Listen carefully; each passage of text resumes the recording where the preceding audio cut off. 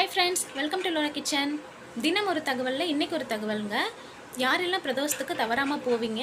நான் பிரதோஷம் அன்னைக்கு தவறாமல் போவங்க. சிவன் கோவிலுக்கு போயிட்டு நந்தியம் பெருமானையும் சிவபெருமானையும் தரிசிச்சுட்டு வருவாங்க. எனக்கு மனசுக்கு ரொம்பவே நிம்மதியாக இருக்குங்க. பிரதோஷம் அப்படின்னா என்ன? பிறர் செய்த தோஷங்களை போக்கக்கூடிய நாள் தாங்க பிரதோஷம்.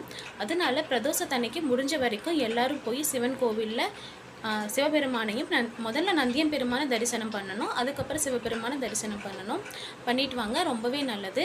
இன்றைக்கி அவங்க வீட்டில் இருக்க குழந்தைங்களையும் சேர்த்து கூட்டிகிட்டு போங்க. ஏன்னா புதன்கிழமை வர்ற பிரதோஷம் குழந்தைங்க கல்வியில் சிறந்து விளங்குறதுக்கு ரொம்பவே உதவுங்க.